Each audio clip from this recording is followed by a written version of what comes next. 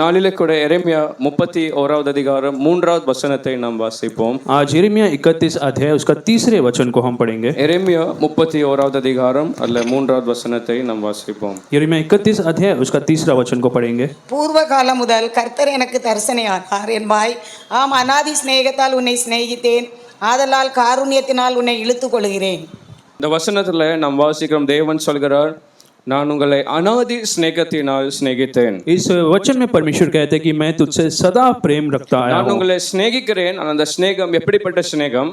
मैं तुमसे प्रेम करता हूं, लेकिन वो प्रेम कैसा है? அந்த ஸ்நேகம் அநாதி ஸ்நேகத்தால் உங்களை சிநேகித்தேன். वो जो प्रेम है वो अनादि प्रेम है. இந்த வார்த்தையை தேவன் மாத்திரம் சொல்ல முடியும். ये जो शब्द है केवल परमेश्वर ही कह सकता है. வேற ஒரு மனுஷன் கூட இப்படிப்பட்ட வார்த்தைகளை சொல்ல முடியாது. और कोई भी ऐसा शब्द को नहीं कह सकता, ஏனென்றால் தேவன் தான் அநாதி தேவன். क्योंकि परमेश्वर ही अनादि परमेश्वर है. எத்தனை பேர் நம்புறீங்க நாம் ஆராதிக்கிற தேவன் அவர் அநாதி தேவன்? लोग विश्वास करते हैं जिस परमेश्वर की आराधना करते हैं वो अनादि परमेश्वर है. எபிரேயர் 13வது அதிகாரம் 8வது வசனத்துல வாசிக்கும் போது, इब्रानियों 13 अध्याय के 8वें वचन में हम पढ़ते हैं. எபிரேயர் 13வது அதிகாரம் 8வது வசனத்துல इब्रानियों 13 अध्याय उसके 8वें वचन में இயேசு கிறிஸ்து நேற்றும் என்றும் அவர் என்றும் மாறாதவராய் இருக்கிறார். यीशु मसीह कल आज और युगान युग ना बदलने वाला परमेश्वर அவர் है. நேற்று எப்படி இருந்தாரோ அப்படி இன்னைக்கு இருக்கிறார். वो कल जैसा था वो आज भी वैसा ही है. இன்னைக்கு எப்படி இருக்கிறாரோ அப்படி எப்பொழுதும் இருக்கிறார். आज जैसा है वो हमेशा वैसा ही रहेगा. அதுதான் இயேசு கிறிஸ்து நேற்றும் என்றும் மாறாத தேவன், அவர் அநாதி தேவன் என்று நாம் பார்க்கிறோம். और इसलिए हम पढ़ते हैं कि यीशु मसीह आज कल आज और युगान युग ना बदलने वाला परमेश्वर. ஜனங்கள் காலத்தின்படி மாற முடியும். लोग समय के हिसाब से बदलते हैं. பிள்ளைகள் மாற முடியும். बच्चे बदल सकते हैं. பெற்றோர்கள் மாற முடியும். माता पिता बदल सकते हैं. ஆனால் மாறாதவர் ஒருவர் மாத்திரம், அவர் தேவன், அநாதி தேவன். लेकिन केवल एक ही जो कभी नहीं बदलता वो परमेश्वर है. ஹல்லேலூயா. हालेलुया. யாத்ராகமம் 3வது அதிகாரம் 14வது வசனத்துல தேவன் அந்த மோசேக்கு ஒரு பெயரை காண்பிக்கிறார். निर्गमन 3 अध्याय का 16 वचन में परमेश्वर मूसा को एक नाम देता है. அந்த மோசேயை கேட்கிறார், அந்த ஜனங்களை விடுவிக்க போகும்போது, பார்வோனிடத்தில் போகும்போது ஜனங்கள் கேட்பார், யார் அந்த தேவன்? தேவனின் பெயர் கேட்கும்போது जब मूसा ने परमेश्वर से पूछा कि मुझे किसने भेजा, जब लोग पूछेंगे तो मैं क्या कहूं? நான் என்ன பெயர் சொல்ல வேண்டும்னு கேட்கும்போது தேவன் அவனுக்கு ஒரு பெயரை கொடுத்தார். जब उसने पूछा कि मैं क्या नाम बताऊं तो परमेश्वर ने एक नाम दिया. எப்படிப்பட்ட பெயரை கொடுத்தார்? परमेश्वर ने क्या नाम दिया? இருக்கிறவராக இருக்கிறேன் என்று சொல்ல வேண்டும். परमेश्वर ने कहा कि मैं जो हूं सो हूं. நம் தேவன் இருக்கிறவராய் அவர் எனக்கு இருக்கிறார். हमारा परमेश्वर जो है वो सो है. ஆபிரகாமின் தேவன், நம்ம ஆபிரகாமுக்கு எப்படி தேவனாய் இருந்தாரோ, वो जिस प्रकार से अब्राहम के लिए परमेश्वर था, ஈசாக்கு, யாக்கோபு பூர்வகால அந்த ஜனங்களுக்கு எப்படி தேவனாய் இருந்தாரோ, जैसे ईसाक और याकूब के लिए परमेश्वर था, அப்படி ஆராதிக்க நம்மளுக்கு இன்னைக்கு அப்படி தேவனாய் இருக்கிறார். और वैसा ही परमेश्वर आज हमारे लिए भी है. ஏதோ ஆபிரகாமின் தேவன் வேறொரு தேவன் அல்ல, அதே தேவன், அநாதி தேவன் இன்றைக்கும் நம் உயிரோடு और இருக்கிறார். ऐसा नहीं कि अब्राहम का परमेश्वर कोई और है, लेकिन वही परमेश्वर आज भी जीवित நான் है. இருக்கிறவராக இருக்கிறேன். और वो जो है वो सो है. வெளிப்படுத்தின விசேஷம் 22:13வது வசனத்துல प्रकाशित वाक्य 22वां अध्याय का 12 वचन में அவர் ஆதியும் அந்தம் அல்பாவும் ஒமேகா என்று பார்க்கிறோம். हम पढ़ते कि वो अल्फा ओमेगा आदि और अंत है. அவர்தான் ஆரம்பமும் முடியும், அவர்தான். वो ही अंत और आरंभ और अंत है. அப்போ தேவன் மாத்திரம் இந்த வார்த்தைகளை சொல்ல முடியும், நான் அநாதி ஸ்நேகத்தால் உன்னை तो சிநேகித்தேன். केवल परमेश्वर ही कह सकता है कि मैं अनादि प्रेम से तुमसे प्रेम करता हूँ. இந்த ஸ்நேகம் மாறுகிற ஒரு ஸ்நேகம் அல்ல. और ये जो प्रेम है कभी बदलता नहीं. இன்னைக்கே வித்தியாசமா இருக்கும், வரும் காலத்துல வித்தியாசமா இருக்கும், அப்படி அல்ல. और आज कुछ अलग और आने वाले दिनों में कुछ अलग होगा, ऐसा नहीं. எப்படி ஆதியில எப்படி சிநேகித்தாரோ அதேபடி இன்னைக்கு கூட நம்மள சிநேகிக்கிறார். और आदि में कैसा हमसे प्रेम करता था आज भी वैसा ही करता है. ஹல்லேலூயா. हालेलुया.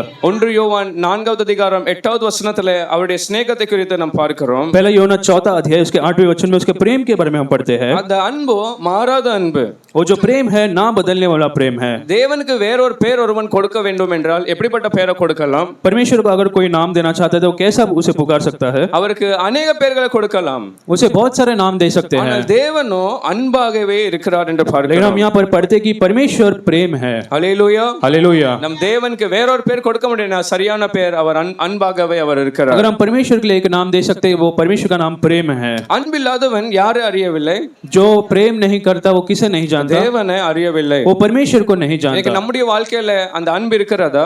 क्या हमारे जीवन में वो प्रेम है? ஜனங்களை நேசிக்கிற ஒரு நேசம், அன்பு நமக்குள்ள இருக்கிறதா? क्या लोगों से प्रेम करने वाला वो प्रेम हमारे जीवन में है? யாரெல்லாம் நான் தேவனை அறிகிறேன் என்று சொல்கிறார்களோ அவங்களுக்குள்ள முதலாவது காணப்பட வேண்டிய ஒரு காரியம் என்னவென்றால் அன்பு காணப்பட வேண்டும். जो कोई कहता है कि मैं परमेश्वर को जानता हूँ, पहले उनके जीवन में प्रेम होना चाहिए. அன்பில்லாதவன் தேவனை அறியான். जो प्रेम नहीं करता वो परमेश्वर को नहीं जानता. என்றால் தேவன் அன்பாகவே இருக்கிறார். क्योंकि परमेश्वर ही प्रेम है. அன்பா இருந்தார், அப்படி அல்ல, அன்பாகவே இருக்கிறார். वो परमेश्वर प्रेम था ऐसा नहीं, लेकिन वो प्रेम है। ஆதியில அவருடைய அன்பு எப்படி இருந்ததோ இன்னைக்கு கூட அது மாறாத அனாதி அன்பா और இருக்கிறது. पहले जैसा प्रेम करता था आज भी वो वैसा ही प्रेम करता है। அப்போ வேத வசனத்தின்படி 4 விதமான அன்பை குறித்து நாம் பார்க்கலாம். और हम पवित्र शास्त्र के अनुसार 4 प्रेम के बारे में देख सकते हैं।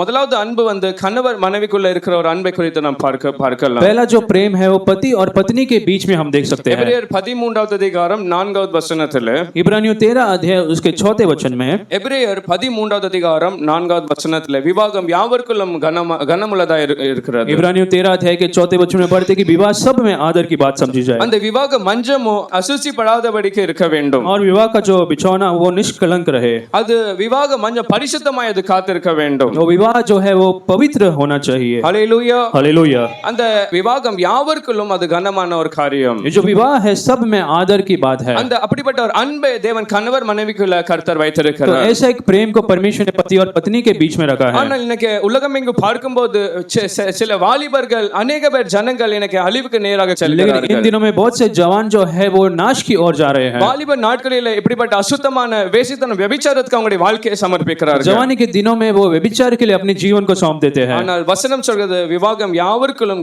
கனமான ஒரு காரியம். लेकिन वचन कहता है कि विवाह सब में आदर की बात है। விவாக மஞ்சம் பரிசுத்தமாய் இருக்க வேண்டும். विवाह का जो बिछौना है वो निष्कलंक रहे। அதே வசனத்திலே வேசிக்கலரும் व्यभिचारக்காரரையும் தேவன் என்ன செய்ய போகிறார்? நியாயம் தீர்க்க और उसी போகிறார். वचन में लिखा है कि परमेश्वर व्यभिचारियों को न्याय करेगा। ஏன் இன்னைக்கு எல்லா இடத்துல பார்க்கும்போது சில வேலை ஸ்தலத்துல பார்க்கும்போது சில ஸ்கூல் கல்லூரியில பார்க்கும்போது அப்படிப்பட்ட ஜனங்களை நீங்க பார்க்க முடியும். और आजकल क्यों स्कूल में कहीं पर भी ऐसे लोगों को आप देख सकते हैं தேவ பயம் இல்லாமல் வாழ்ந்து கொண்டிருக்கிறார்கள். बिना परमेश्वर के डर के वो लोग जीते हैं। ஆனால் நாம் அறிய வேண்டிய ஒரு காரியம் என்ன என்றால் தேவன் அவங்களை நியாயம் தீர்க்க போகிறார். लेकिन हमें एक बात समझना है कि परमेश्वर उनका न्याय करेगा। பரிசுத்தமாய் நாம் வாழ வேண்டும். हमें पवित्रता के साथ जीना கணவர் है। மனைவிக்குள்ள ஒரு அன்பை தேவன் வைத்திருக்கிறார். परमेश्वर ने पति और पत्नी के बीच में प्रेम को रखा அந்த है அன்பை சரியாக செலுத்த வேண்டும். और वो जो प्रेम है हमें सही तरीके से दिखाना கணவர் है। மனைவிடத்தில் மனைவி கணவரிடத்தில். पति को पत्नी के साथ और पत्नी को पति के साथ। இரண்டாவது ஒரு குடும்ப அன்பை குறித்து நாம் பார்க்க முடியும். और दूसरा परिवार के बीच में जो प्रेम है उसके बारे में देखते हैं। வேத வசனத்துல வாசிக்கும்போது எத்தனையோ இடத்துல நாம் பார்க்க முடியும் தகப்பன் பிள்ளைகளை இயேசுவிடத்தில் கொண்டு வந்தார்கள். और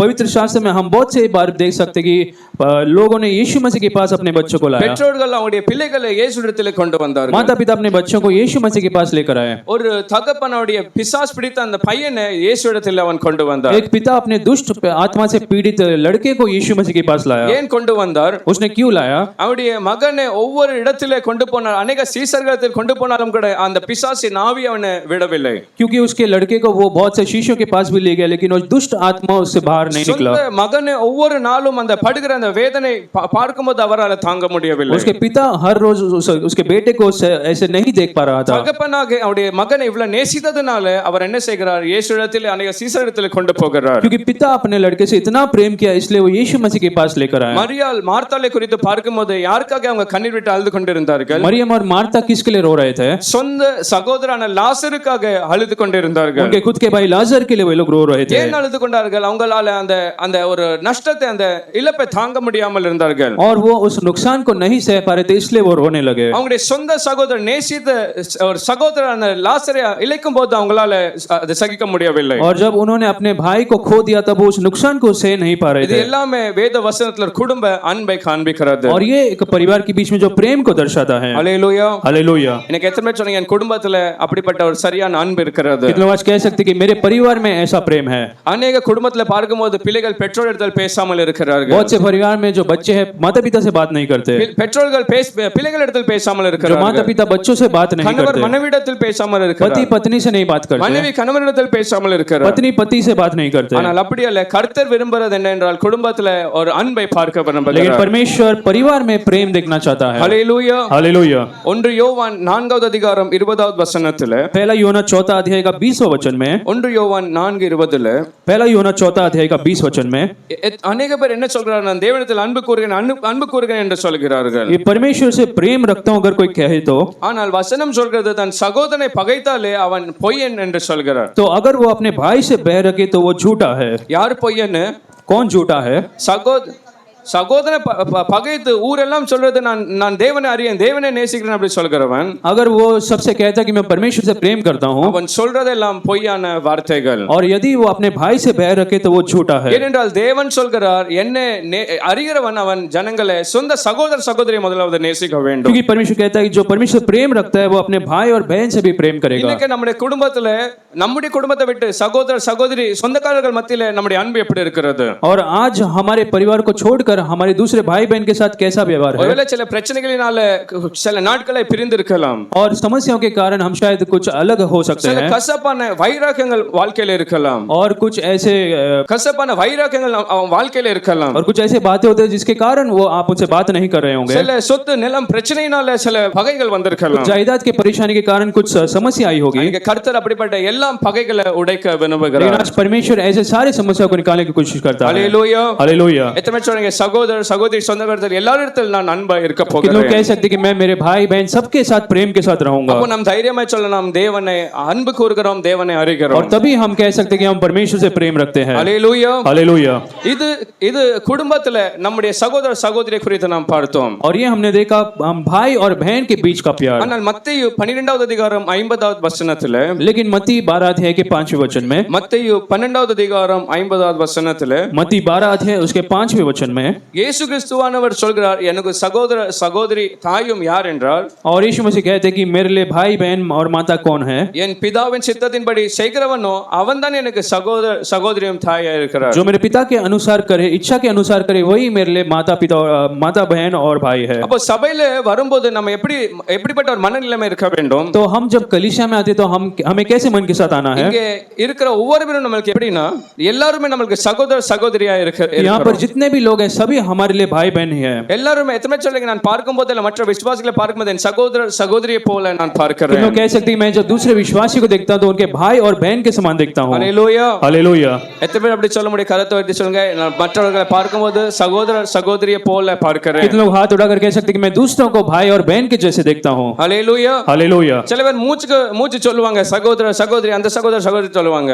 और कुछ लोग बार-बार कहते हैं कि मेरा भाई मेरी बहन है. ஆனா உள்ள பார்த்தா தான் ஒரு பொறாமை ஒரு பகையை நாம் பார்க்க முடியும். लेकिन अंदर हम एक घमंड को और ऐसे कामों को देखते हैं. அப்படி அல்ல எல்லாரும் ஒரு சொந்த சகோதரை போல உங்க வீட்டு சகோதர சகோதரியை போல பார்க்க வேண்டும். लेकिन आपको सभी को अपने खुद के भाई बहन जैसे देखना है. அப்ப நீங்க எப்படி பார்ப்பீங்க அவங்கள? तो आप कैसे देखोगे? அவங்களுக்கு ஏதாவது பிரச்சனைனா நீங்க உங்க பிரச்சனை போல உங்க வீட்டு பிரச்சனை போல விசாரித்து பார்ப்பீங்க. अगर उनका कोई समस्या तो आप आपके समस्याओं के जैसे उसे देखेंगे. அவங்கள பேசும்போது உங்க சகோதர சகோதரிகள் பேசுறது போல பேசுவீங்க. आप जब उनसे बात करेंगे तो जैसे आप अपने खुद के भाई बहन से बात करते वैसे करेंगे. அப்படிப்பட்ட ஒரு சகோதர சகோதரி அன்பை தேவன் சபைக்குள்ள பார்க்க और விரும்புகிறார். ऐसा भाई बहन का प्रेम परमेश्वर कलीसिया में देखना चाहता है. என்றால் இது ஒரு குடும்பம் தேவனுக்கென்று ஒரு குடும்பம் சபையாய் நாம் இருக்கிறோம். क्योंकि ये जो परिवार ये जो कलीसिया है वो परमेश्वर का एक परिवार है. हालेलुया. हालेलुया. ஒரு சகோதர ஒரு சகோதரிக்குள்ள ஏதாவது பிரச்சனை உங்க வீட்ல இருக்கும் என்றால் உங்க சொந்த சகோதர சகோதரிகள் என்ன செய்வீங்க?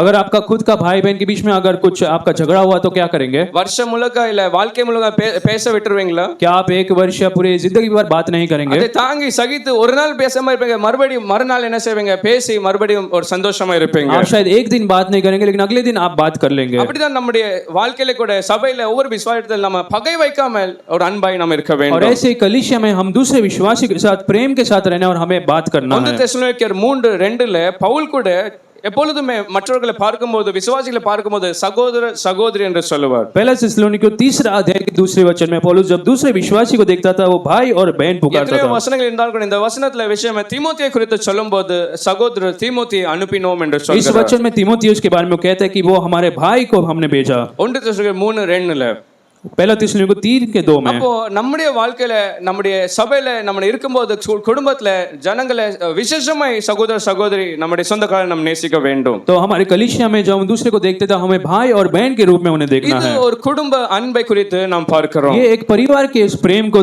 दिखाता है. மூன்றாவது ஒரு சிநேகித அன்பை குறித்து நாம் பார்க்கிறோம். और तीसरा जो मित्रों के बीच में प्रेम है उसे हम ரெண்டு देखते हैं. நண்பருக்குள்ள எப்படி ஒரு அன்பு ஐக்கியம் இருக்கிறதோ அப்படிப்பட்ட ஒரு அன்பை நம் வேத வசனத்துல வாசிக்க முடியும். दो मित्र के बीच में जिस प्रकार का प्रेम होता है वैसे हम पवित्र शास्त्र में भी देखते हैं। நீதிமொழிகள் 17வது அதிகாரம் 17வது வசனத்துல नीति वचन 17 अध्याय उसके 17 वचन में, நீதிமொழிகள் 17வது அதிகாரம் 17வது வசனத்துல नीति वचन 17 अध्याय उसका 17 वचन में, ஒரு சிநேகிதன் ஒரு நல்ல ஒரு சரியான ஒரு சிநேகிதன் இருப்பான் என்றால் அவன் எல்லா காலத்திலும் உங்களை சிநேகிப்பான். अगर कोई सच्चा मित्र है तो हमेशा आपसे वो प्रेम रखेगा। ஹல்லேலூயா. हालेलुया। அப்படிப்பட்ட ஒரு ஒரு அன்பை ஒரு சிநேகிதனுக்குள்ள நாம் பார்க்க तो முடியும். मित्र के अंदर ऐसे प्रेम को हम देख सकते எல்லா हैं। காலத்துல சிநேகிக்கிற ஒரு சிநேகம் அந்த சிநேகிதனுக்குள்ள நாம் பார்க்க जो முடியும். मित्र के अंदर हमेशा आपसे प्रेम करने वाला वो प्रेम होगा। தாவீதுக்கு அப்படிப்பட்ட ஒரு சிநேகிதன் நம்முடைய வாழ்க்கையில இருந்தான். दाऊद का भी अपने जीवन में ऐसा एक मित्र था। யார் தாவீதுக்கு அப்படிப்பட்ட சிநேகிதனா இருந்தான்? दाऊद का मित्र कौन था? யோனத்தான் தாவீதுக்கு விரும்பின ஒரு சிநேகிதனாய் அவன் जो இருந்தான். योनातान था वो दाऊद का एक अच्छा मित्र था। அவனை குறித்து தாவீது சொல்லும்போது उसके बारे में दाऊद कहता है 2 சாமுவேல் 1வது அதிகாரம் 26வது வசனத்துல, दूसरा शमूएल पहला अध्याय के 26वां वचन में, 2 சாமுவேல் 1வது அதிகாரம் 26வது வசனத்துல, दूसरा शमूएल पहला अध्याय का 26वां वचन में, நீ எனக்கு வெகு இன்பமாய் இருந்தாய். और वो कहता है कि मेरे भाई योनातान तू मुझसे बहुत प्रेम அப்ப किया। அந்த விவரித்து சொல்லும்போது எத்தனையோ காரியங்களை அந்த சிநேகத்தை குறித்து அவருடைய சிநேகத்தை குறித்து சொல்கிறார். और अपने प्रेम के बारे में बहुत से बातों को कहता है। வெகு இன்பமாய் இருந்தாய், உன்னை போல வேறொரு சிநேகிதனே இல்லை. वो कहता है कि तेरे जैसा और कोई मित्र मेरे लिए நீ नहीं था। காண்பித்த அந்த அன்பு பாசம் சிநேகம் அது ஆச்சரியமாய் இருந்தது. तूने जो प्रेम दिखाया वो अद्भुत था। அது அந்த அன்பு எப்படி இருந்தது என்றால் ஸ்திரீகளை பார்க்கிலும் அது பெரிதான ஒரு और वो அன்பு. कहता है कि वो जो प्रेम है वो स्त्रियों के से भी बढ़कर हालेलुया। था। हालेलुया।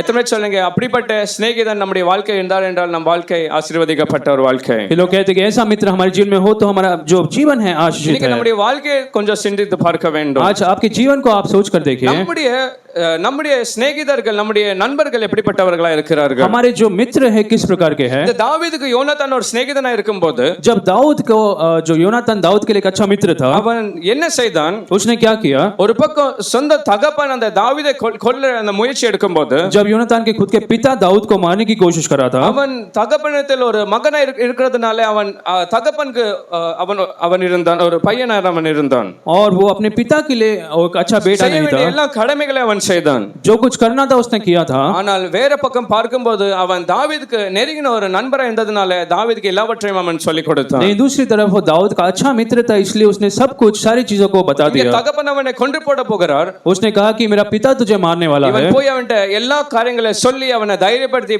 பயப்பட அந்த நேரத்தில் அவனை பலப்படுத்துகிறவனாய் और ऐसे காணப்பட்டான். बातों को कहकर जब वो दाऊद दुखी था तब उसे उत्साहित किया। அப்ப நம்முடைய நண்பர்களை கூட கவனித்து பாருங்க. உங்களை அவங்க உற்சாகப்படுத்துற நண்பர்களா இருக்கிறாங்களா, பலப்படுத்துகிற நண்பர்களா இருக்கிறாங்களா, சும்மா ஒரு பெயருக்காக இருக்கிறார்கள்? तो आप भी सोच कर देखिए आपके जो मित्र हैं आपको उत्साहित करते हैं, आपको बल देते हैं या फिर आपको निराश करते हैं। ஹல்லேலூயா. हालेलुया। எத்தனை நண்பர்கள் இருக்காங்க அது பெரிய விஷயம் அல்ல. और आपके कितने मित्र हैं वो बड़ी बात नहीं। ஒரு நண்பர் சரியான ஒரு நண்பர் இருப்பான் என்றால் அது உங்களுக்கு ஒரு ஆசீர்வாதமா अगर இருக்கும். चाहे एक मित्र आपका अच्छा हो तो वो एक बड़ी बात है। சில நண்பர்கள் எனக்கு பார்க்கும்போது இன்னும் மோசமான நிலைமையில ஜனங்களை தள்ளி விடுகிறார்கள். और कुछ मित्र जो है दूसरों को बहुत नीचे गिराते हैं, அசுத்தத்திலே பாவத்திலே கொண்டு சேர்க்கிறார்கள். उन्हें अशुद्ध और पाप में ले चलते இல்ல हैं சில பழக்கங்கள் போதை பழக்கங்களை போய் கொண்டு या சேர்க்கிறார்கள். तो कुछ बुरी आदतों में वो डालते हैं। ஆனால் அப்படிப்பட்ட நண்பர் இல்ல, கர்த்தர் நமக்கு ஒரு சரியான நண்பர்களை கொடுக்க வேண்டும். लेकिन ऐसे मित्र नहीं, परमेश्वर को हमें अच्छा मित्र देना है। சங்கீதம் 41வது சங்கீதம் 9வது வசனத்துல भजन संहिता 41 अध्याय उसके 9वें वचन में, ஒரு பக்கம் யோனாதானை போல நல்ல நெருங்கின சிநேகிதர்கள் இருந்தாலும் கூட और एक तरफ योनातान के जैसे अच्छे मित्र थे तो भी 41வது சங்கீதம் 9வது வசனத்துல தாவீது விதமாய் சொல்கிறார், भजन संहिता 41 के 9वें में दाऊद कहता है, என் பிராண சிநேகிதனும் हे मेरे जो मित्र யாரெல்லாம் நான் நம்பினேனோ जिससे मैंने भरोसा रखा था, என்னோட கூட புசித்த அப்பத்தை புசித்தவர்கள் இருந்தார்கள். जो मेरी रोटी खाता था, இப்ப காலம் வரும்போது எல்லாரும் என்ன செய்கிறார்கள்? अब जब समय आया तो सबने क्या किया? என் மேல் குதி காலை அவங்க தூக்கிறார்கள். उसने मेरे विरुद्ध हालात उठाई है। இதுதான் நண்பர்களை குறித்து நாம் நம்முடைய வாழ்க்கையில சரியாய் புரிவோம் என்றால் நம்ம வாழ்க்கையில இதுதான் நடக்கும். और मित्रों के बारे में जब हम समझते तो ऐसा ही हमारे जीवन में भी होता எல்லாமே है। நல்லா இருக்கும்போது நல்ல சந்தோஷமாய் மகிழ்ச்சியோடு இருப்பார்கள். जब सब कुछ अच्छा चलता है तो वो बहुत आनंद से आपके साथ रहेंगे। ஒருவேளை இன்னைக்கு நல்லா இருப்பார்கள், आज शायद अच्छा रहेंगे, ஆனா நாளைக்கு எப்படி இருப்பார்கள் அது लेकिन தெரியாது. वो कल कैसे रहेंगे हम नहीं जानते। காலம் வரும்போது அப்படிப்பட்ட நண்பர்கள் உலக நண்பர்கள் மாற முடியும். जब समय आता है तो जो लोग संसार के जो मित्र है वो बदल सकते எத்தனை हैं। பேருக்கு அப்படிப்பட்ட அனுபவங்கள் இருக்கிறது? कितने लोग का ऐसा अनुभव है? சில நெருங்கின நண்பர்களை நீங்க கவனித்து நீங்க நினைச்சிருப்பாங்க அவங்க தான் உங்களுக்கு நம்பிக்கையா இருந்திருப்பாங்க. आपने सोचा होगा कुछ मित्र आप उन पर भरोसा रख सकते நீங்க हैं, நினைச்சிருப்பாங்க கடைசி வரைக்கும் உங்க கூட இருப்பாங்க. आपने सोचा होगा हमेशा आपके साथ वो रहेंगे, ஆனா இன்னைக்கே நீங்க பார்ப்பீங்க உங்க பேரையும் மறந்து போயிருப்பீங்க. लेकिन आज शायद आपको आपने उनका नाम भी भूल गए हैं। ஆனா இன்னைக்கு இயேசு கிறிஸ்துவானவர் உங்களுக்கு உங்களுக்கு ஒரு நண்பராய் அவர் लेकिन आज இருக்கிறார். यीशु मसीह आपके लिए एक अच्छा मित्र है। ஹல்லேலூயா. हालेलुया। யோவான் 15வது அதிகாரம் 15வது வசனத்திலே இயேசு கிறிஸ்துவானவர் சொல்கிறார். यूहन्ना 15 अध्याय के 15 वचन में यीशु मसीह कहते हैं, யோவான் 15:17 சீசர்களை பார்த்து இயேசு சொல்கிறார், और यूहन्ना 15 अध्याय उसके 15 वचन में यीशु मसीह शिष्यों को देखकर कहता நான் है, உங்களை ஊழியக்காரன் என்று சொல்கிறதல்ல, और वो कहता है कि मैं तुम्हें दास नहीं कहूंगा, நான் உங்களை எப்படி சொல்கிறேன், என்ன கூப்பிடுகிறேன், लेकिन मैं तुम्हें क्या बुलाता हूँ, நான் உங்களை என் சிநேகிதர் என்று அழைக்கிறேன். मैं तुम्हें मित्र कहता हूँ। அப்போ இயேசு நம்மளை பார்க்கும்போது அவர் எப்படி கூப்பிட விரும்புகிறார்? तो आज यीशु मसीह हमें कैसे पुकारना चाहता ஒரு है? ஊழியக்காரன் அடிமை போல அவர் கூப்பிட एक விரும்பவில்லை. सेवक या दास नहीं, உங்களை பார்க்கும்போது அவர் சிநேகிதர் என்று அழைக்க அவர் ஆயத்தமா இருக்கிறார். आपको देखकर हे मित्र ऐसा परमेश्वर बुलाना चाहता है। எத்தனை சொல்லுங்க, எனக்குன்னு ஒரு சிநேகிதர் அவர் இருக்கிறார். तो आज कितने लोग कह सकते हैं कि मेरा एक मित्र है यीशु मसीह। ஹல்லேலூயா. हालेलुया। எப்பெல்லாம் நீங்க தனிமையா இருக்கீங்களோ நீங்க யோசிக்க வேண்டும், உங்களுக்கென்று ஒரு சிநேகிதர் அவர் இருக்கிறார். जब कभी आप अकेले तो आपको समझना है कि आपका एक मित्र है। ஹல்லேலூயா. हालेलुया। யோவான் 21வது அதிகாரம் 4வது வசனத்திலே, यूहन्ना 21 अध्याय उसके 4 वचन में, யோவான் 21வது அதிகாரம் 4வது வசனத்திலே, यूहन्ना 21 अध्याय के 4 वचन में, உயிர்த்தெழுந்த பின்பு அந்த சீசர்கள்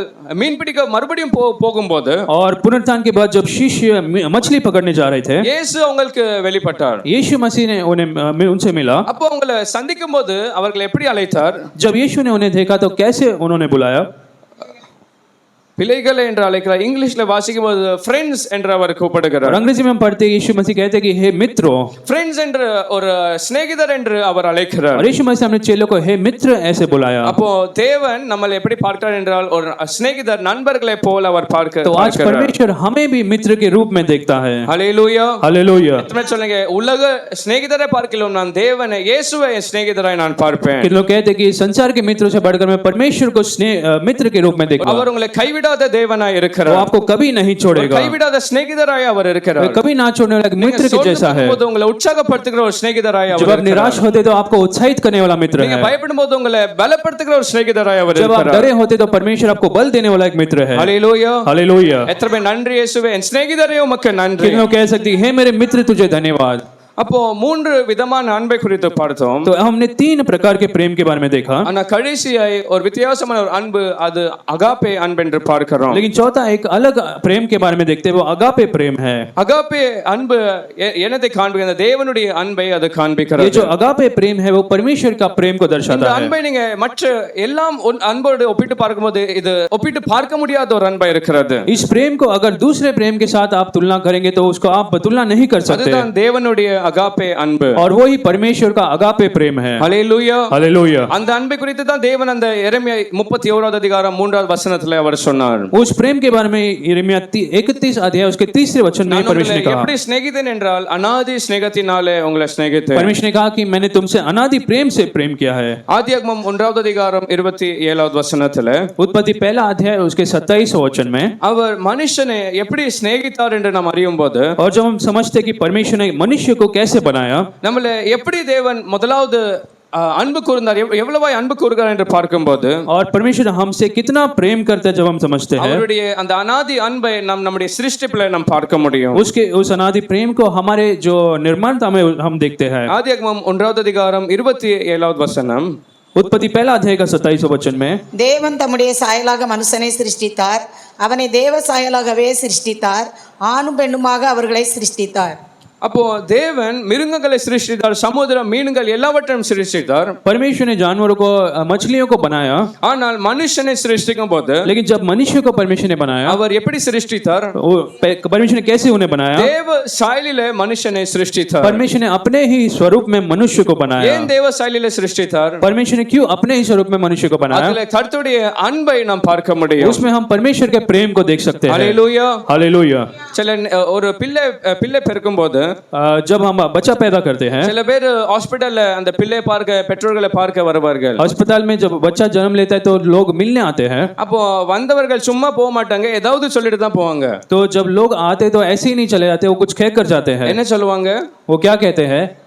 அப்பா மாதிரியே இருக்கிற. वो कहेंगे आप पिता के जैसे दिखते முதல்ல हैं। அந்த பிள்ளையுடைய முகத்தை பார்ப்பாங்க, वो बच्चे के चेहरे को देखेंगे, பின்ன பெற்றோர்களை முகத்தை பார்ப்பாங்க. फिर माता पिता के चेहरे को देखते இது हैं, எல்லாமே அந்த ஹாஸ்பிடல்ல கூட நடக்கலாம். और ये सब अस्पताल में भी होता है। அங்க வந்து ஒருத்தர் சொல்வார் அந்த பையனுடைய அந்த பிள்ளையுடைய கண்ணு தகப்பனுடைய கண்ணை போல இருக்கிறது. और कोई आकर कहेगा कि इसके जो आंखें वो पिता की आंखें जैसा है, அவருடைய அந்த மூக்கு அம்மா மூக்கு மாதிரி और இருக்கிறது. उसका जो नाक है वो माँ के आंखें जैसा அவருடைய है, அந்த நெத்தியோ அது பாட்டி நெத்தி போல இருக்கிறது. उसका जो सर है वो उसके नानी की जैसा है। அப்போ அந்த சாயலை அவங்க வைத்து பார்க்கறாங்க. அவங்களுக்கு முன்னாடி அந்த ஒரு பெற்றோருடைய சாயலை வைத்து तो वो பார்க்கிறார்கள். माता पिता के साथ वो तुलना कर कर देखते हैं। எனக்கு அந்த பிள்ளைக்கு மாத்திரம் பல்லு இருக்குன்னா அதை கூட சொல்லுவாங்க. अगर वो बच्चे को दांत होता है तो उसे भी देखकर वो तुलना அது करते हैं, தாத்தா பல்லு போல இருக்கிறது. वो कहेंगे कि ये दादा के जैसा है। ஆனால் அப்படி சொல்லும்போது பெற்றோர்கள் மிகவும் சந்தோஷம் ஆவார்கள். तो जब ऐसे लोग कहते तो बहुत खुश हो जाते माता पिता, ஏனென்றால் பிள்ளைகளை அவங்க சாயலை பார்க்கும்போது கேட்கும்போது ரொம்ப சந்தோஷமா அது இருக்கும். क्योंकि वो बहुत आनंदित होते जब वो सुनते कि वो अपने बच्चे अपने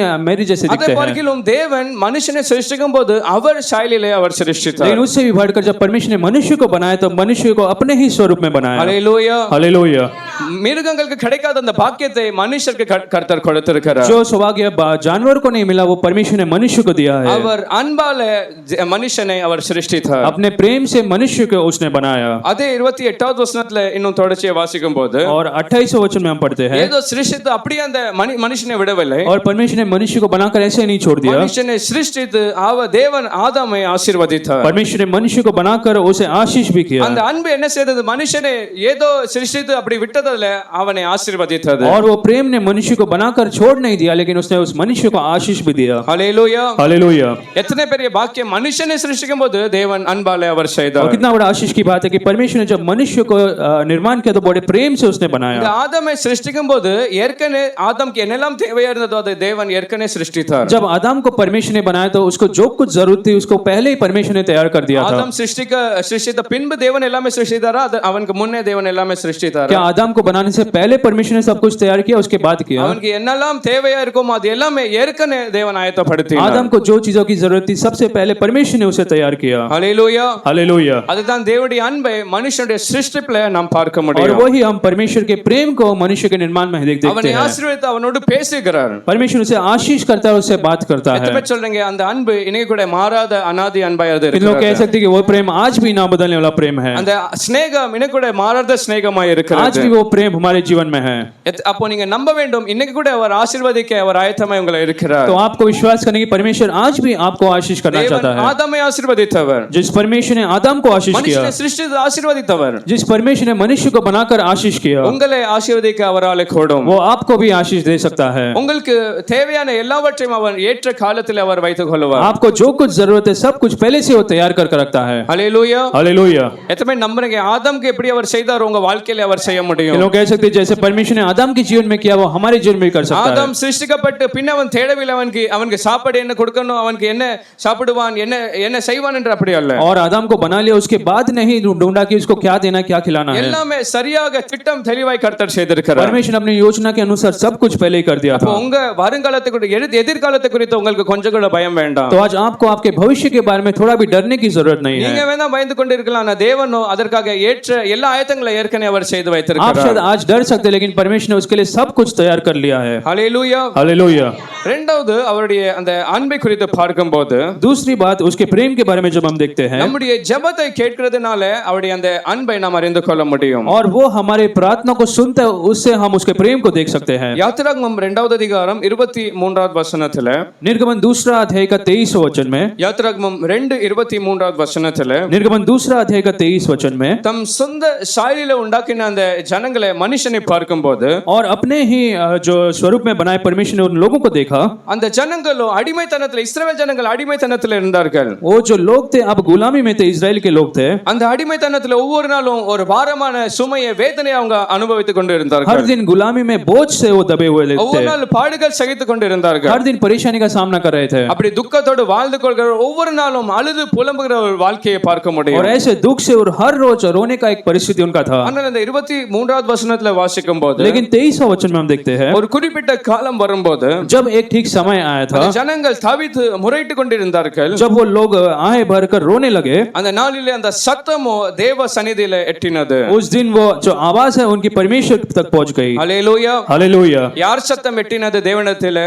और किसने अपने आवाज को बढ़ाया? परमेश्वर की ओर। இஸ்ரவேல் ஜனங்கள் அடிமைத்தனத்திலே அவங்களுடைய அந்த வலி வேதனை அந்த கூக்குரல் சத்தத்தை தேவனிடத்தில் அது கேட்டது. और इजरायली लोग थे जो अपने गुलामी में जब आवाज उठाई तो परमेश्वर ने सुन लिया। இனி தாங்க முடியாத ஒரு வலி வேதனை ஒவ்வொரு பாரம் சந்திக்கும் போது இனி அவங்களால சந்திக்க முடியாத ஒரு நிலைமை வந்து விட்டது. और इतने दिन तक गुलामी में थे और बोझ का सामना कर रहे थे, लेकिन इसके आगे वो नहीं सामना कर पा रहे அப்போ थे। தேவன் பார்த்த அந்த காதில அந்த சத்தம் எட்டும்போது और जब परमेश्वर के तक वो आवाज पहुंची இனி தேவன் சொன்னார், இனி நான் இவங்களை இந்த நிலைமையில விட तो முடியாது. परमेश्वर ने सोचा कि अब मैं इन्हें इस दशा में नहीं இனி छोड़ूंगा। இந்த ஜனங்கள் இனி இதுக்கு மேல ஒதுக்கப்படக்கூடாது. परमेश्वर ने सोचा कि इसके बाद वे गुलामी में नहीं இனி रहेंगे, இனி இந்த துன்பங்களை இவங்க சந்திக்க கூடாது. इसके बाद इन परेशानी का सामना ये नहीं அப்போ करेंगे। தேவன் தீர்மானித்தார், எப்படியாவது இந்த ஜனங்களை நான் விடுவிக்க तब வேண்டும். परमेश्वर ने निर्णय लिया कि इन लोगों को मैं अब छुड़ाऊंगा। ஹல்லேலூயா. हालेलुया।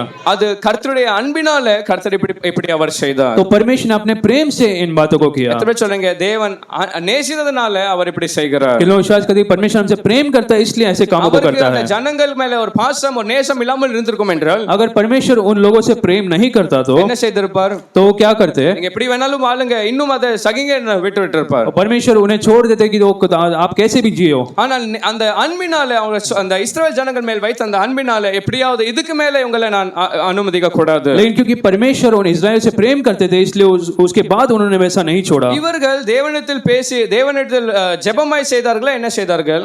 और इन लोगों ने इस्राएलियों ने क्या परमेश्वर से प्रार्थना किया? என்ன செய்தார்கள்? वो क्या कर रहे थे? இவர்கள் முறையிட்டு கொண்டிருந்தார்கள். और वो आहें भरकर पुकार रहे थे। ஏதோ ஆபிரகாமின் தேவனை அப்படி கூப்பிட்டு அழைக்கவில்லை. उन्होंने हे अब्राहम के पिता ऐसे पुकार नहीं அந்த रहे थे, நிலைமையில அந்த முறையிட்டு கொண்டிருந்தார்கள். उस परिस्थिति में वो आहें भरकर पुकार रहे थे। ஆனா அந்த முறையிடுகிற சத்தமே கேட்கும்போது தேவன் இறங்குவார் என்றால், लेकिन अगर उस आवाज को सुनकर अगर परमेश्वर उनकी मदद कर पाए तो நான் அப்பா பிதா என்று கூப்பிடும்போது நிச்சயமாய் கர்த்தர் என் ஜெபங்களை அவர் कि கேட்பார். विश्वास करते जब हम अब्बा पिता परमेश्वर से प्रार्थना करते तो परमेश्वर सुनता है। எத்தனை பேர் விசுவாசிக்கிறேன் ஜெபங்களை அவர் கேட்கிற தேவனாய் कि இருக்கிறார்? विश्वास करते परमेश्वर हमारे प्रार्थना को सुनता है। ஹல்லேலூயா. हालेलुया। இங்க இருக்கிற ஒவ்வொருவரும் சாட்சியாய் சொல்ல முடியும். और यहाँ पर जितने भी लोग हैं हम सब गवाही के रूप में कह सकते हैं। எத்தனையோ முறை நீங்க ஜெபித்து அதுல கர்த்தர் உங்க ஜெபத்தை கேட்டு உங்களுக்கு பதில் और बहुत से बार आपने प्रार्थना की और परमेश्वर ने आपके प्रार्थना को सुनकर उत्तर दिया है। ஆனால் அந்த அன்பு இன்னைக்கு கூட மாறாத அன்பாய் அது இருக்கிறது. और वो जो प्रेम है आज भी ना बदलने वाला है। இன்னைக்கு கூட நீங்க ஜெபிப்பீங்க என்றால் உங்க ஜெபத்தை கேட்க அவர் ஆயத்தமாய் இருக்கிறார். अगर आज भी आप प्रार्थना करें तो आपके प्रार्थना को परमेश्वर सुनता है। எத்தனை சொல்றீங்க இந்த ஆராதனையில என் விருப்பத்தை என் ஜெபத்தை நான் செய்வேன்? कितने लोग कहते हैं कि इस आराधना में मैं मेरी प्रार्थना को करूंगा। அப்போ ஏன் இந்த சத்தம் தேவனிடத்தில் எட்டினது? तो अब इनकी आवाज क्यों परमेश्वर तक पहुंची? ஏன் தேவன் விடுதலை கொடுக்க அவர் சித்தமானார்? परमेश्वर क्यों उन्हें छुड़ाने की सोचा? இந்த ஜனங்களுடைய சத்தம் எட்டினதுனால. क्योंकि इन लोगों का जो आवाज वहां तक पहुंचा। அப்போ இன்னைக்கு உங்க சத்தம் எட்டாதுன்னா தேவன் என்ன செய்ய மாட்டார்? तो अगर आज आपका आवाज परमेश्वर तक नहीं पहुंचता तो परमेश्वर क्या नहीं करेगा? அவர் விட்டுருவாரோ உங்க பலத்தினால நீங்க செய்ய முடியும் என்றால் செய்து பாருங்க. परमेश्वर शायद आपको छोड़ देगा कि अपने बल से आप संभाल कर देखो। ஆனால் உங்க சத்தம் இன்னைக்கு கேட்கப்படும் போது கர்த்தர் உங்களுக்காக இறங்குற தேவனாய் लेकिन இருக்கிறார். जब परमेश्वर आपकी आवाजों को सुनता है तो परमेश्वर आपकी मदद करता है। ஹல்லேலூயா. हालेलुया। அந்த வனாந்திரத்திலே யாரும் இல்லாத அந்த இடத்திலே ஆகாரும் அந்த பிள்ளையுடைய கூக்குரல் சத்தத்தை தேவன் கேட்டார். और उस मरुभूमि में जब कोई नहीं था तब अगर उसके बच्चे के परमेश्वर ने आहट को सुना। கேட்டது மாத்திரமில்லை அந்த அன்பினாலே தேவன் என்ன செய்தார்? யாத்திராகமம் 3:10 परमेश्वर ने केवल सुना नहीं लेकिन उसके प्रेम के अनुसार परमेश्वर ने क्या किया? யாத்திராகமம் 3வது அதிகாரம் 10வது வசனத்திலே निर्गमन 3 अध्याय के 10वें वचन में அந்த ஜனங்களை விடுவிக்க மோசேயை அவர் அனுப்பினார். उन लोगों को छुड़ाने के लिए परमेश्वर ने मूसा को भेजा। அந்த அன்பினால எப்படியாவது இந்த ஜனங்களை இப்ப நான் விடுவிக்க வேண்டும். और परमेश्वर ने सोचा कि मेरे प्रेम से अब इन लोगों को मैं छुड़ाऊंगा। மோசேயை அனுப்பி இந்த ஜனங்களை பார்வோனிடத்திலே நான் மறுபடியும் கொண்டு வர வேண்டும். मूसा को भेजकर इन लोगों को मैं फिरौन से बाहर लाऊंगा। அப்போ நீங்க எப்பொழுதுமே விசுவாசி அந்த ஸ்நேகம் இன்னைக்கு மாறாத ஸ்நேகம் உங்க ஜெபத்தை கேட்கிற तो आज आपको विश्वास करना कि वो जो प्रेम है आज भी आपके जीवन में वो कभी ना बदलने वाला प्रेम है। ஹல்லேலூயா. हालेलुया। ஒரு நாளும் நீங்க தாங்க முடியாத அந்த பாரத்தை உங்க மேல கர்த்தர் வைக்க விட மாட்டார். और कभी भी परमेश्वर ऐसा बोझ को आपके ऊपर नहीं रखेंगे जो आप सह नहीं पाते हैं। அதான் நம்ம வசனத்துல வாசிக்கிறோம், தாங்கிட அவர் பலன் தருவார் இல்லனா தப்பி செல்வர் போக்கு வழியை அவர் உண்டாக்கி और वही हम வைக்கிறார். वचन में पढ़ते कि परमेश्वर सहन करने के लिए बल देगा और उससे बच निकलने के लिए एक मार्ग को तैयार करेगा। மூன்றாவது கர்த்தருடைய அன்பை நாம் எப்படி அறிய முடியும்? और तीसरी बात हम परमेश्वर के प्रेम को कैसे जान पाएंगे? சில நேரம் நம்ம சில கீழ்ப்படியாமல் இருக்கும்போது, कुछ समय जब हम आज्ञा को नहीं मानते, சில குறைவுகளோட நாம் வாழும்போது கூட जब हम कुछ कमियों के साथ जीते हैं, கர்த்தர் நம்மளை கைவிடாமல் இருக்கிறதுனால அவருடைய அன்பை நாம் அறிந்து கொள்ள तब முடியும். भी परमेश्वर हमें छोड़ता नहीं और उसके द्वारा हम परमेश्वर के प्रेम को समझ सकते हैं। எரேமியா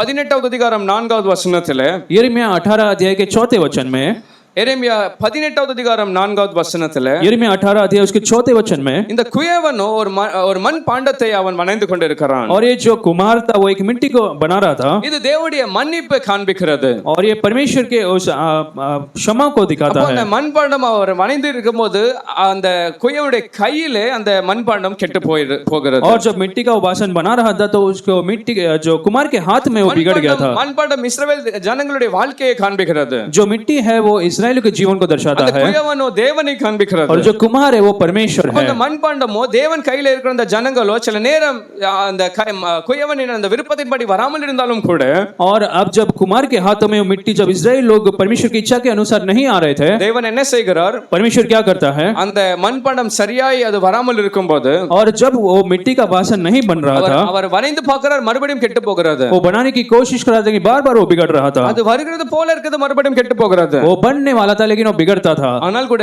தேவன் என்ன செய்யவில்லை, குயவன் என்ன செய்யவில்லை, लेकिन फिर भी वो कुमार ने क्या नहीं किया, என்ன செய்யவில்லை, कुमार ने क्या नहीं இது किया, வேண்டாம் என்று தள்ளி தூர போடவில்லை. कुमार ने ये नहीं कहा कि अब मुझे इसकी जरूरत नहीं, उसको फेंक எவ்வளவு नहीं दिया, கெட்டு போகிறது, மறுபடியும் அதை ஒரு நல்ல ஒரு இன்னும் நல்ல ஒரு பாண்டமாய் அவன் வரைக பார்க்கிறான். चाहे जितनी बार भी वो बिगड़ जाए, उस कुमार ने उसे फेंका नहीं। ஹல்லேலூயா, हालेलुया। இதுதான் கர்த்தருடைய கிருபை, கர்த்தருடைய அன்பை நாம் நம்முடைய और வாழ்க்கையில यही பார்க்க परमेश्वर का முடியும். प्रेम और अनुग्रह को हम समझ सकते हैं। ஹல்லேலூயா. हालेलुया। சில நேரம் நாம் நினைக்கலாம், நான் தான் நல்ல ஒரு ஆவிக்குரிய வாழ்க்கை வாழாமல் இருக்கும்போது கூட ஏன் கர்த்தர் என்னை தண்டிக்க மாட்டார்? कुछ समय हम सोच सकते हैं कि मैं तो एक अच्छा आत्मिक जीवन नहीं जी रहा, तो परमेश्वर क्यों हमें दंड नहीं நான் देता? ஜெபிக்காமல் இருக்கும்போது கூட ஏன் கர்த்தர் என் மேல் இவ்வளவு பாசமா இருக்கிறார்? जब मैं प्रार्थना नहीं करता तभी भी परमेश्वर क्यों इतना प्रेम दिखाता நான் है? கீழ்ப்படியாமல் வாழ்கிறேன், ஆனாலும் கூட ஏன் கர்த்தர் என்னை தண்டிக்காமல் இருக்கிறார்? मैं तो उसकी आज्ञाओं को नहीं मानता हूं, फिर भी परमेश्वर क्यों दंड नहीं देता? இது கர்த்தருடைய அன்பு, கர்த்தருடைய கிருபை உங்க வாழ்க்கையில கர்த்தர் வைத்தது. और ये केवल परमेश्वर का प्रेम और अनुग्रह जो आपके जीवन में उसने रखा है। ஹல்லேலூயா. हालेलुया।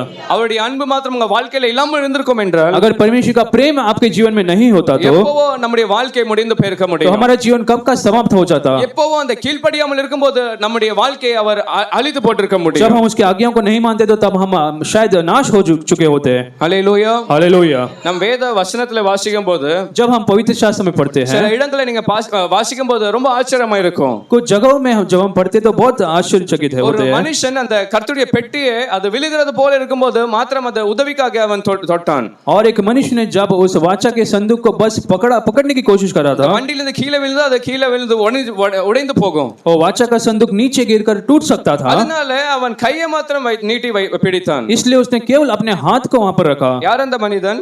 वो कौन था? ஊசாயை குறித்து பார்த்தோம். அவன் அதை தொட பார்த்தான், கர்த்தருடைய கோபம் வந்தது. அவன் அங்கே என்ன செய்தான்? அவன் மரித்து போனான். और उस ने जब वो वाचा के संदूक को हाथ लगाने की कोशिश की तभी परमेश्वर का क्रोध आया और वहां पर ही वो नाश हो गया। ஹல்லேலூயா. हालेलुया। அப்போ யோசித்து பாருங்க, இவன் தொட்டதுனாலே இவன் என்ன செய்தான்?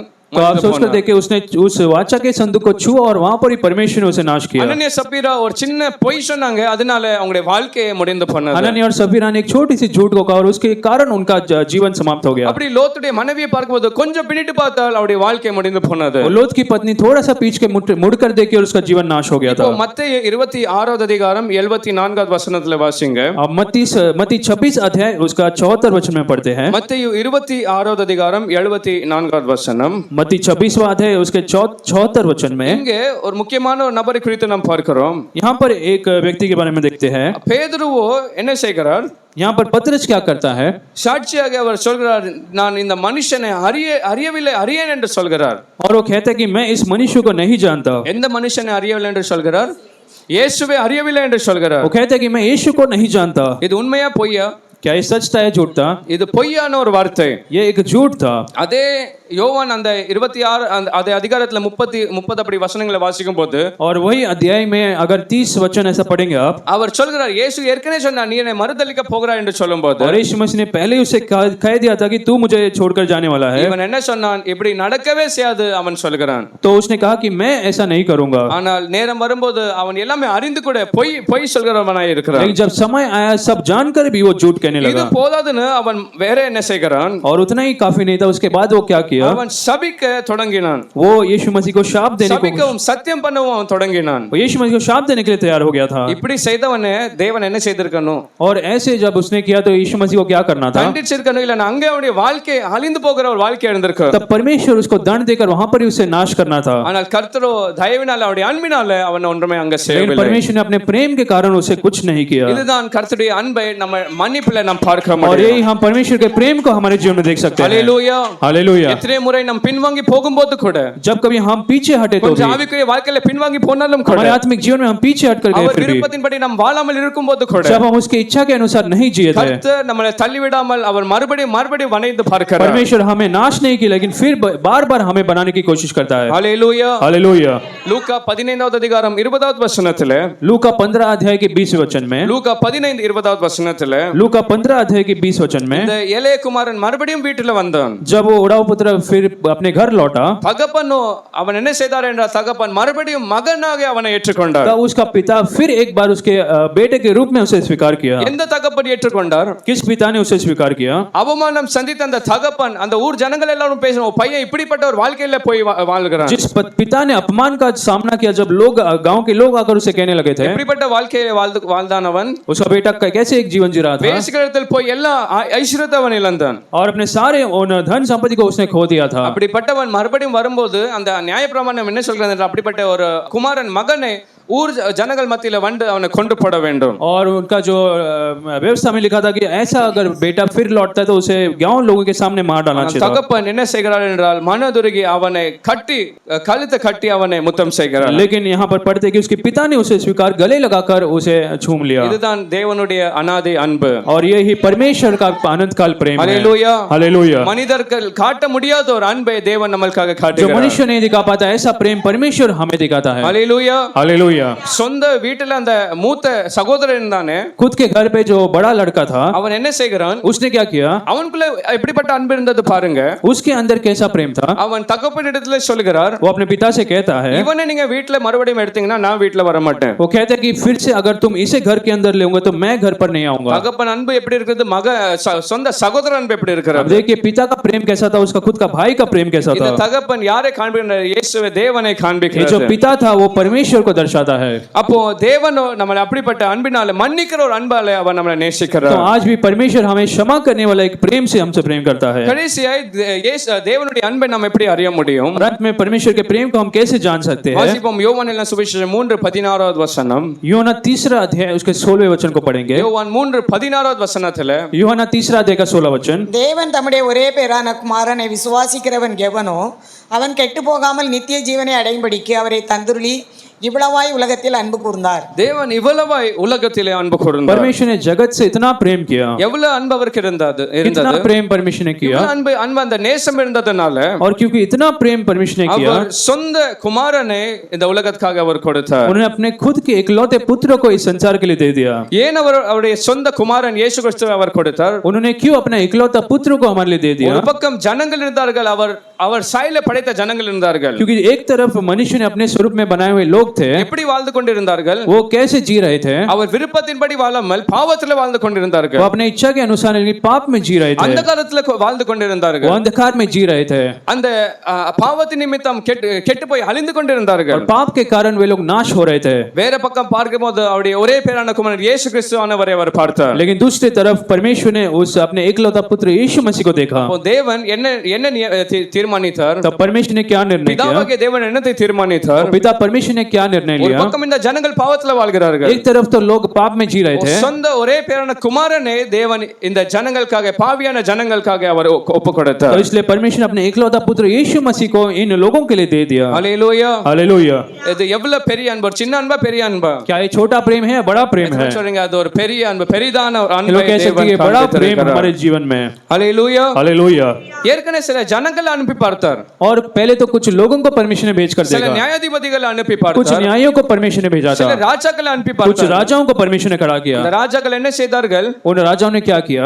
அவர்களுடைய ஆரம்பம் நல்லா இருந்தது. उनका जो आरंभ अच्छा था, ஜனங்களை தேவ பயத்தினால நடத்தினார்கள். परमेश्वर के भय से वो लोगों को चलाते थे। ஆனால் போக போக இன்னும் பாவத்திலே அந்த ஜனங்களை தள்ளிவிட்டார்கள். लेकिन कुछ दिनों के बाद पाप में वो राजा जीने लगे और लोगों को भी पाप में जीने को किया। ராஜாவும் பாவம் செய்தான், விக்கிரக ஆராதனை செய்தான், மற்ற ஜனங்களும் தேசத்தை அவன் விக்கிரக ஆராதனை கொண்டு और வந்தான். राजा भी पाप करता था और लोगों को भी पाप में डुबाता था। பின்ன தீர்க்கதரிசிகளை தேவன் ஆயத்தப்படுத்தினார். उसके बाद कुछ भविष्यवक्ता को परमेश्वर ने खड़ा இது किया எல்லாமே நடந்தாலும் கூட ஜனங்கள் மனம் திரும்பாமல் பாவத்துல ஒவ்வொரு நாளும் அழிந்து और கொண்டிருந்தார்கள். उसके बाद भी लोग मन नहीं फिराए, निरंतर पाप में जी रहे थे। அப்ப பிதாவாகிய தேவன் பார்த்தார், என் சாயல்ல படைக்கப்பட்ட இந்த மனுஷர்களை எப்படியாவது நான் விடுவிக்க வேண்டும். परमेश्वर ने सोचा कि मेरे स्वरूप में बनाए हुए मनुष्य को मुझे छुड़ाना ही எப்படியாவது है இவங்களை ரட்சிக்க வேண்டும், எப்படியாவது இவங்களை நித்திய ஜீவனுக்குள்ள கொண்டு வர और வேண்டும். कैसे तो इन्हें छुड़ाना है और अनंत काल के जीवन में इन्हें लाना है। அவர் என்ன செய்தார் என்றால் அவர் சொந்த குமாரன் இயேசு கிறிஸ்துவை நமக்காக அவர் கொடுத்தார். तो इसलिए अपना इकलौता पुत्र यीशु मसीह को परमेश्वर हमें दे दिया। ஹல்லேலூயா. हालेलुया।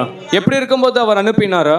और जब हम कैसे थे तब परमेश्वर ने भेजा। ரோமர் 5:8ல வாசிக்கும் போது, रोमियो 5:8 में हम पढ़ते हैं, ரோமர் 5:8வது வசனத்துல, रोमियो 5:8 में हम पढ़ते हैं, நாம் பாவிகளை இருக்கையிலே கிறிஸ்து நமக்காக மரித்தார். जब हम पापी ही थे परमेश्वर यीशु मसीह हमारे लिए मरा। ஏதோ அவருக்கு பிரியமாய் அவருக்கு விரும்புறது போல நாம் வாழ்ந்ததுனால அவர் மரித்தார், அப்படி அல்ல. और जब हम उसके इच्छा के अनुसार जी रहे थे तब यीशु मसीह हमारे लिए मरा, ऐसा அவர் नहीं। விரும்பாத பாவத்துல அசுத்தத்துல வாழ்ந்து இருக்கிற ஜனங்கள் வாழும்போது பிதாவாகிய தேவன் அவருடைய குமாரன் இயேசு கிறிஸ்துவை ஒப்பு जब கொடுத்தார். हम पाप में और अशुद्धता में जी रहे थे तब परमेश्वर ने यीशु मसीह को हमारे लिए दे दिया। ஹல்லேலூயா. हालेलुया। இது தேவ அன்பால மாத்திரம் நடக்கிற ஒரு காரியம். और ये केवल परमेश्वर के प्रेम से ही हो सकता है। ஒருவேளை நீங்க விரும்பாத சிலர் இருப்பார்கள் என்றால் நீங்க என்ன செய்வீங்க? अगर आप जिसे पसंद नहीं करते उनके साथ आप कैसे व्यवहार करेंगे? ஒரு சின்ன பிஸ்கட் கூட நீங்க என்ன செய்ய மாட்டீங்க, அவங்கள போய் கொடுக்க மாட்டீங்க. आप छोटा सा बिस्किट भी उनको नहीं देते। ஏன் நீங்க சபையில பிரேயர் முடிச்சு பிரைஸ் லார்ட் கூட சொல்ல யோசிப்பீங்க. और कलीसिया में प्रेयर के बाद आप प्रेज लॉर्ड भी नहीं देते। ஆனால் தேவன் விரும்பாத இந்த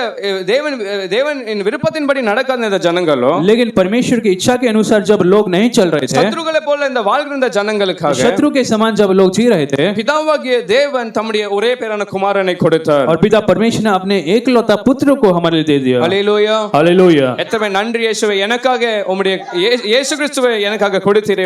धन्यवाद यीशु, तूने यीशु मसीह को हमारे लिए दे दिया है।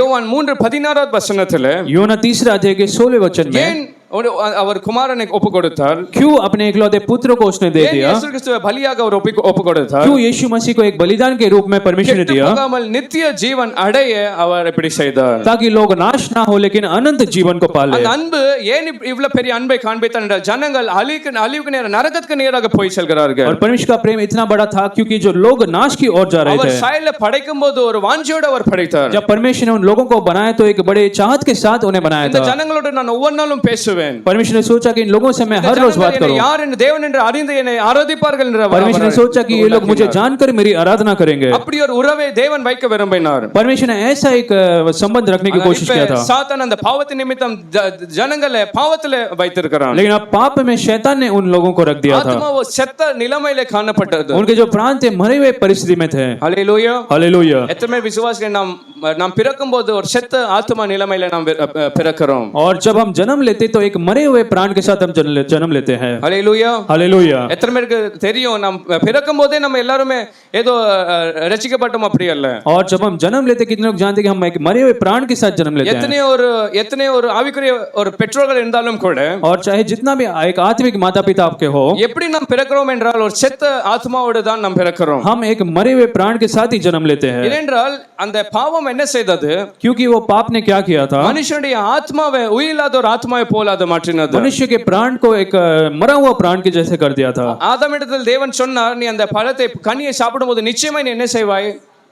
சாகவே சாகுவாய் என்று சொன்னார். आदम से परमेश्वर ने कहा कि अगर तू उस फल को खाएगा तो तू निश्चय मर जाएगा। ஆனால் அவன் செத்தானா சாகவில்லையா? लेकिन क्या वो मरा या नहीं? சாகவில்லை. वो नहीं मरा था। ஆனால் அந்த ஆத்மாவோ செத்த நிலைமையா இது மாறி போனது. लेकिन उसका प्राण जो था वो मर चुका था। இன்னைக்கு கூட உயிரோடு பிறக்கிற ஒவ்வொருவரும் ஒரு செத்த ஆத்மாவோடு தான் அவங்க பிறக்கிறார்கள். तो आज भी अगर कोई संसार में जन्म लेता है तो एक मरे हुए प्राण के साथ वो जन्म लेता है। எனக்கு சொந்த இரட்சகராய் அவர் இயேசு கிறிஸ்துவை நீங்க ஏற்றுக்கொள்கிறீர்களோ, लेकिन जब आप यीशु मसीह को स्वीकारते हैं एक उद्धारता के रूप में, அன்னைக்கு உங்க ஆத்மால கர்த்தர் ஜீவனை கொடுக்கிறார். तब उस दिन परमेश्वर आपके आत्मा में एक जीवन देता है। கர்த்தருடைய வார்த்தை ஒரு ஜீவ வார்த்தையா இருக்கிறது. परमेश्वर का वचन एक जीवित वचन அந்த है। ஜீவ வார்த்தை உள்ள போகும்போது ஒரு ஜீவனை கொண்டு வருகிறது. जब वो जीवित वचन अंदर जाता है तो जीवन को लाता है. அப்போ இன்னைக்கு நாம் எல்லாருமே அழிவுக்கு நேராக இல்ல, கெட்டு போய் அழிவுக்கு நேராக இல்ல. तो आज हम नाश की ओर नहीं जा रहे हैं. எத்தனை பேர் சொல்றீங்க நித்திய ஜீவனுக்காக கர்த்தர் நம்மளை किन लोग வைத்திருக்கிறார்? कहते हैं कि परमेश्वर ने अनंत जीवन के लिए हमें रखा है. ஹalleluya. हालेलुया.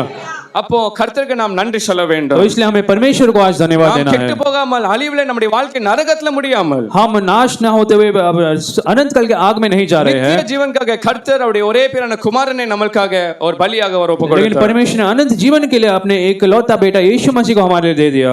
இது மாத்திரமில்ல, அவருடைய அன்பை குறித்து நாம் இன்னும் அதிகமாய் பார்க்கும்போது उसके प्रेम के बारे में और जब हम समझते हैं ஏற்கனவே நித்திய ஜீவன் கொடுத்துட்டார். और अनंत काल का जीवन तो परमेश्वर ने हमें दे दिया. ஆனால் அந்த நித்திய ஜீவனோ எங்க இருக்க போகிறது? लेकिन वो जो अनंत जीवन कहां पर होने वाला है? யோவான் 14வது அதிகாரம் 3வது வசனத்துல, यूहन्ना 14 अध्याय के तीसरे वचन में, யோவான் 14:3ல यूहन्ना 14 अध्याय के तीसरे वचन में இயேசு சொல்கிறார், நான் போகிறேன், நான் போய் உங்களுக்கு ஒரு ஸ்தலத்தை ஆயத்தம் பண்ணுவேன். यीशु मसीह कहता है कि मैं जाने वाला हूं, मैं एक जगह को तुम्हारे लिए तैयार करूंगा. எவ்வளவு நேசிக்கிறார் மனுஷன், எவ்வளவு தேவன் நேசிக்கிறார் என்று பாருங்கள். और आप देखिए परमेश्वर अपने लोगों से कितना प्रेम करता है. நீங்க யாராவது நேசிக்கும் போது என்ன விரும்புவீங்க?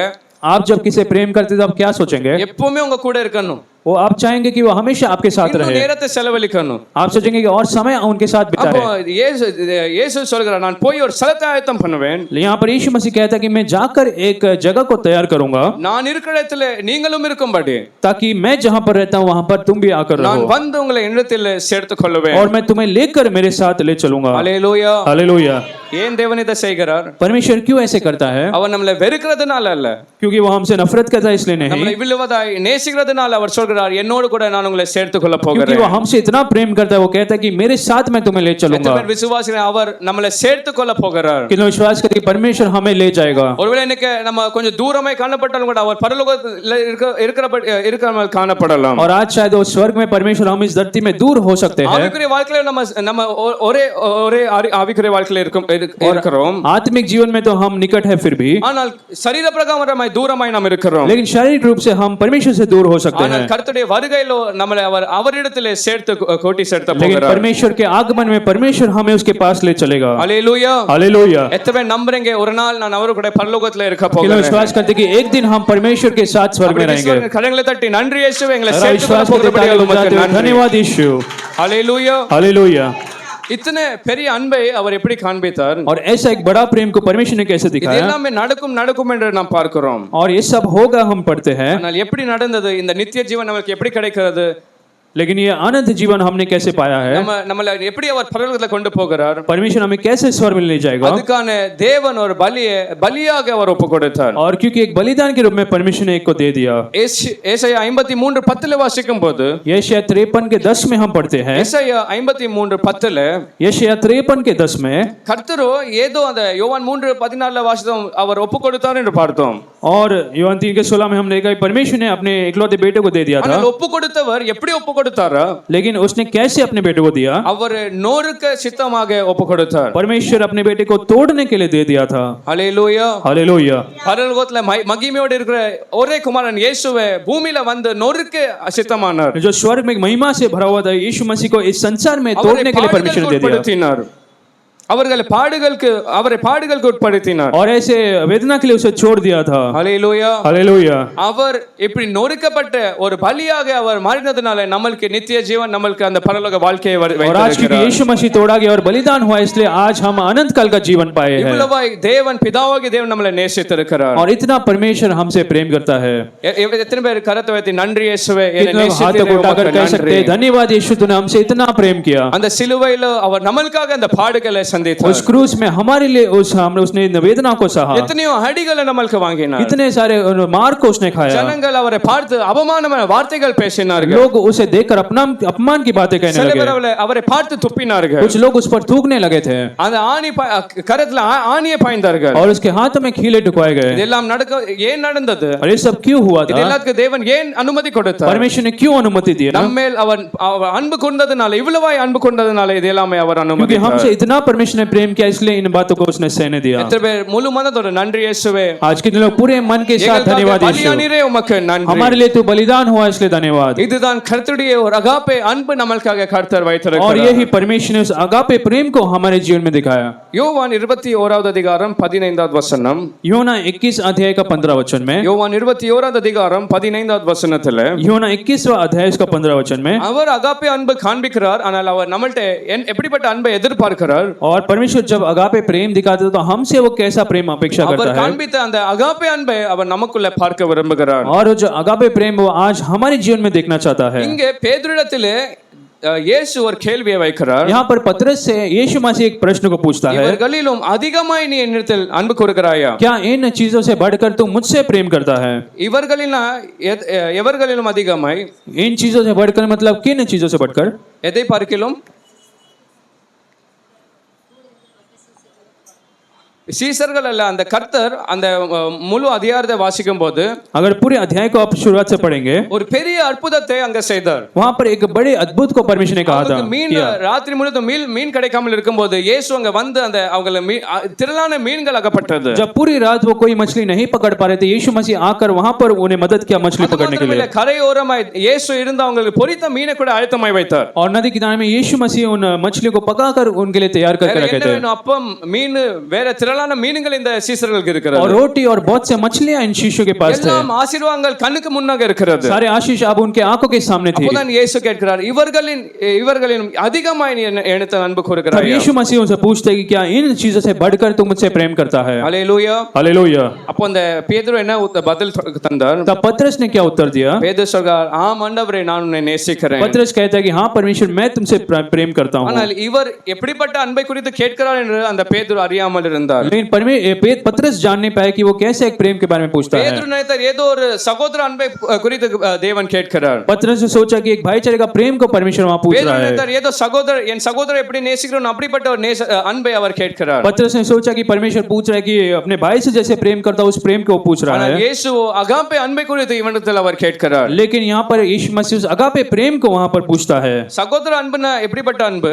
एक भाई का प्रेम कैसा होता है? ஒருவேளை உங்கள்ட்ட ஒரு சகோதரர் கேட்பார், இல்ல உங்கள்ட்ட ஒரு சகோதரி நீங்க என்ன நேசிக்கிறீங்களா, அன்பு கூறுங்களா கேட்டா நீங்க என்ன சொல்வீங்க? ஒரு விசுவாசி சகோதரி கேட்டா என்ன சொல்வீங்க? अगर आपसे कोई विश्वासी भाई और बहन पूछते कि आप क्या आप मुझसे प्रेम करते हो, आप क्या कहेंगे? நீங்க யாராவது சொல்லுவீங்களா, இல்ல சகோதரன் நான் உங்களை நேசிக்கல சொல்லுவீங்களா? क्या आप किसी से कहते हो कि मैं तुमसे प्रेम नहीं करता? நான் உங்களை வெறுக்கிறேன் பகைக்கிறேன்னு சொல்லுவீங்களா? क्या आप उनसे देखकर कहते कि मैं तुमसे नफरत करता हूं? எப்படி இருந்தாலும் கூட நீங்க சொல்வீங்க, நான் உங்களை நேசிக்கிறேன், ஆமா நான் உங்களை அன்பு கூறுகிறேன் என்று चाहे சொல்லுவீங்க। जैसे भी उनके साथ रहते हो, लेकिन आप कहेंगे कि हाँ मैं तुमसे प्रेम करता हूं। பேதுரு கூட அப்படிதான் இயேசு கேட்கும்போது ஒரு சகோதர அன்பாக அவர் சொல்கிறார், ஆம் நான் உம்மை நேசிக்கிறேன்। और यहाँ पर पतरस भी ऐसा ही कहता है कि हाँ मैं प्रेम करता हूँ। ஆனால் அப்போதான் இயேசு அந்த அன்பை குறித்து அவர் கேட்கும்போது இன்னும் விவரமாய் சொல்கிறார்। लेकिन जब यीशु मसीह ने उस प्रेम के बारे में पूछा, उसके बाद और विवरण देते हैं। 18வது வசனத்திலே அவர் சொல்லும்போது उस 18 वचन में यीशु मसीह कहते हैं, உன் முடிவு எப்படி இருக்க போகிறது, உன் வாழ்க்கை எப்படி முடியும் என்று அவர் காண்பிக்கும் போது, और जब तेरा अंत कैसा होगा, जब यीशु मसीह उसे बता रहे இது थे, எல்லாமே விட்டு எனக்காக வரும்போது என்ன நடக்க போகிறது, इन चीजों को छोड़कर जब तू मेरे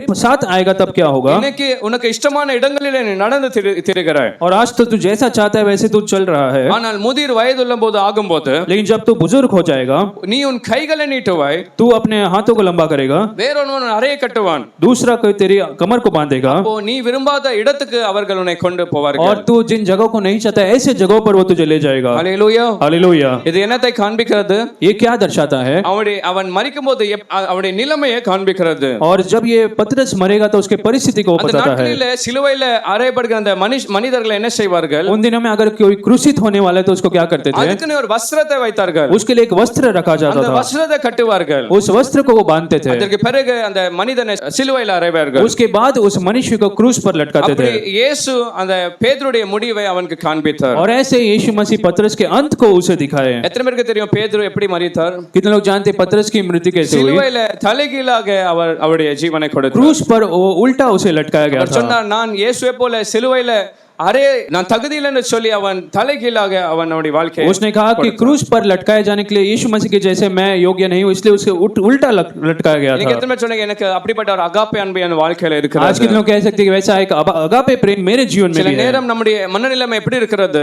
कुछ समय हम कैसे सोचते हैं, ரட்சிக்கப்பட்டோம் என்றால் ஒவ்வொரு நாளும் ஆசீர்வாதத்துக்கு மேல ஆசீர்வாதம் ஆசீர்வாதம் அப்படிதான் இருக்கும். हम सोचते हैं कि हम उद्धार पाले तो हमारे जीवन में आशीष और आशीष होंगे, இப்படி சொல்லி சொல்லி நம்முடைய வாழ்க்கையில ஒரு சின்ன குறை வந்தாலும் கூட அவிசுவாசம் வந்து और விடுகிறது. ऐसे कहते हैं और अगर कोई छोटी सी परेशानी आ गई तो हम अविश्वास हमारे जीवन में आने लगते பிரச்சனைகள் हैं। இழப்புகள் வரும்போது பயந்து போகிறோம். छोटी सी समस्या आती है तो हम डर जाते அதை हैं, சந்திக்க தைரியம் இல்லாமல் நாம் போகிறோம். उसकी सामना करने के लिए हमारे पास कोई धैर्य नहीं होता। ஆனால் அகாப்பே அன்பு என்றால் எதை இழந்தாலும் கூட அவரை நேசிக்கிற ஒரு அன்பை அது இருக்கிறது. लेकिन अगापे प्रेम ऐसा, अगर हम कुछ खो देते फिर भी हम उससे प्रेम करेंगे। தேவனோ அவருடைய ஒரே பேரான குமாரனை கொடுக்க அவர் ஆயத்தமானார். परमेश्वर ने अपने इकलौते पुत्र को देने के लिए तैयार हो गए இந்த थे। பேதுரு மீன வலைகளை மறுபடியும் விட்டு தேவனுக்காக அவர் விலகி வந்தார். पतरस ने उस मछली के उस काम को छोड़कर वो परमेश्वर के पीछे பவுல் चल அவருடைய गया। ஆசீர்வாதமான வாழ்க்கையை விட்டு தேவனுக்காக அவர் எல்லாவற்றையும் குப்பை இல்ல நஷ்டம் என்று அவர் விட்டு விலகி पौलुस ने வந்தார். अपने आशीष के जीवन को छोड़कर वो यीशु मसीह के पीछे गया। அதுதான் கர்த்தருடைய அகாப்பே அன்பு நம்ம ஒவ்வொருவருக்கும் அவர் பார்க்க और விரும்புகிறார். ऐसा एक अगापे प्रेम परमेश्वर हमें से हर एक के जीवन में देखना எத்தனை பேர் चाहता है। சொன்னீங்க,